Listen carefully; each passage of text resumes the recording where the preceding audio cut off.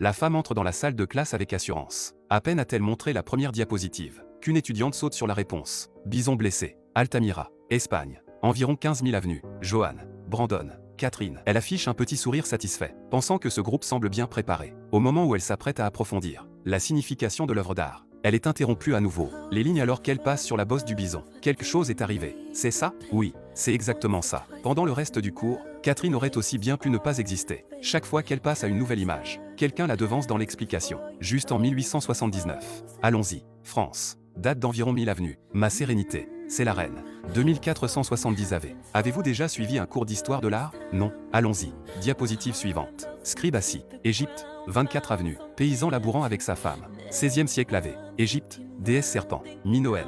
1600 avenues. Elle se fiche devant le pupitre, l'estomac serré par un malaise. On dirait que les étudiantes attendent toutes de la voir échouer. L'une d'elles prend même la parole directement, avant même que les mots ne soient complètement prononcés. Cette jeune fille se lève et quitte la pièce. D'autres étudiantes suivent son exemple, laissant Catherine seule, gauchement échouée devant la classe. Son tout premier cours se termine par une défaite complète. Et pourtant, cette enseignante en apparence ordinaire, sans éclat particulier, va bientôt changer la vie de ses filles pour toujours.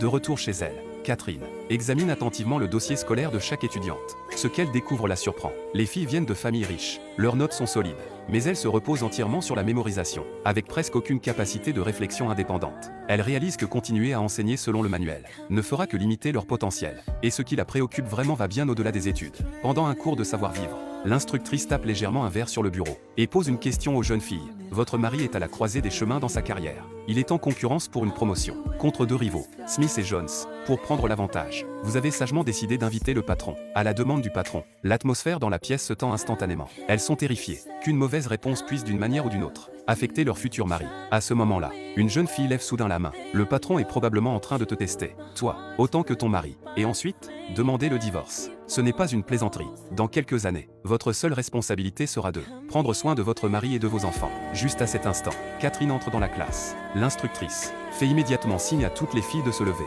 et de la saluer. En étant témoin de cela, une lourde pression s'accumule dans la poitrine de Catherine. Elle se retourne silencieusement et s'éloigne.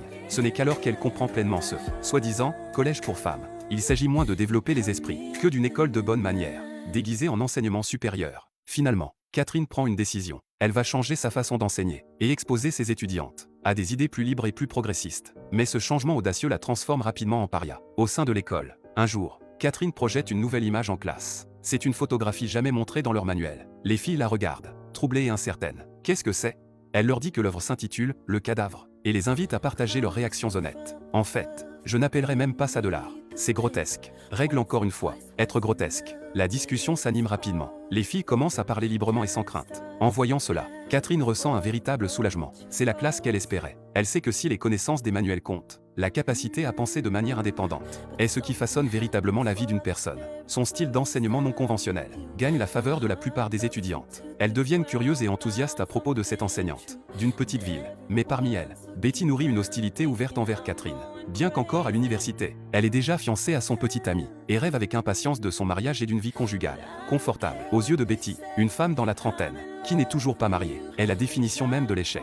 Ce qu'elle n'imagine cependant jamais, c'est que cette enseignante de campagne ratée qu'elle méprise deviendra un rayon de lumière, brisant la cage construite par les attentes et réécrivant la vie que Betty croyait déjà déterminée. Dans cette école, les étudiantes sont obsédées par un jeu appelé « lancer d'anneaux ». Tout le monde veut être championne. Catherine suppose que la gagnante doit recevoir un prix spécial, mais un collègue explique que la vraie récompense n'a jamais été matérielle, mais le statut que le titre représente et l'avenir qu'il garantit. Quand le jeu se termine, tout le monde se précipite, se rassemblant autour de la championne. Pourtant, ce qu'elle célèbre n'est pas la victoire elle-même, mais le fait que la championne est sur le point de se marier. La vue laisse Catherine complètement stupéfaite. Comme si, dans cet endroit, le mariage était la ligne d'arrivée de toute ambition, le seul objectif qui compte vraiment. Ce jour-là, une étudiante de tête nommée Joanne vient au bureau de Catherine. Elle lui pose une question. Vous m'avez donné un C. Je suis gentille. Le devoir était d'écrire sur Broil. C'est ce que j'ai fait. Non, ce que tu as fait, c'est copier Strauss. Je me référais à un expert, et je voulais savoir ce qu'il pensait. Catherine examine le dossier scolaire de Joanne, et réalise que ses performances dépassent de loin la moyenne de l'école. Alors elle décide de lui donner une autre opportunité. Quand Catherine apprend que Joanne veut étudier le droit, elle lui demande « Dans quelle université espères-tu aller ?» Je n'y ai pas vraiment pensé. Je veux dire, après l'obtention de mon diplôme, je prévois de me marier, et ensuite ils essaieront de me tromper. Et puis je serai mariée. La réponse de Joanne la prend par surprise. C'est comme si dans l'esprit de Johan.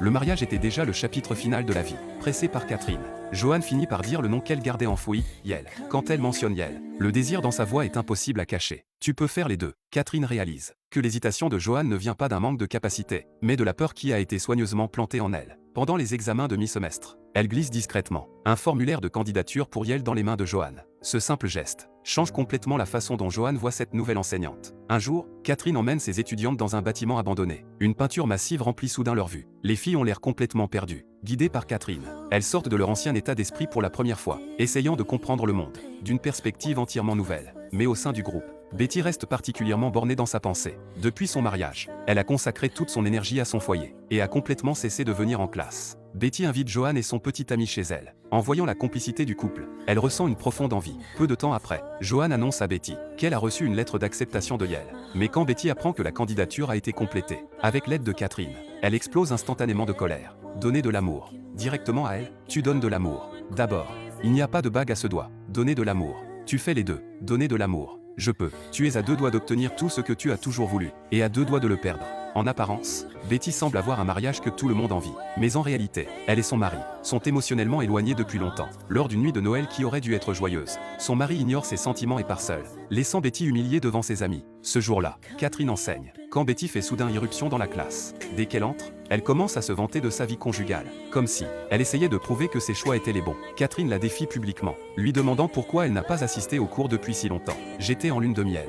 Et ensuite j'ai dû installer la maison. Les étudiantes se précipitent à la défense de Betty, expliquant que le règlement de l'école permet aux femmes mariées de ne pas assister régulièrement aux cours. Pourquoi ne pas te marier dès la première année? Comme ça, tu pourrais être diplômé sans jamais mettre les pieds sur le campus. Ah, ne rejette pas nos traditions, simplement parce que tu es subversive. Ne manque pas de respect à cette classe simplement parce que tu es marié. Ne me manque pas de respect simplement parce que tu ne le es pas. Viens en cours, fais le travail. Ou je te ferai échouer. Si tu me fais échouer, il y aura des conséquences. Es-tu en train de me menacer? Je t'éduque. C'est mon travail. Alors même que l'hostilité de Betty envers Catherine s'intensifie, Catherine se rapproche du reste des étudiantes. En dehors des cours, elles interagissent comme des amies proches. Les filles lui demandent curieusement pourquoi elle n'est toujours pas mariée. Catherine sourit simplement et dit qu'elle laisse l'amour venir naturellement. Cette attitude fait réaliser aux filles, pour la première fois, que les femmes n'ont pas qu'un seul chemin, et que le mariage n'est pas la seule option. Mais cela met Betty complètement en rage. Elle révèle publiquement le fait que Catherine a secrètement aidé Johan à postuler à l'université. Elle a quand même pratiquement rempli ta candidature pour la faculté de droit. Je n'ai pas dit ça.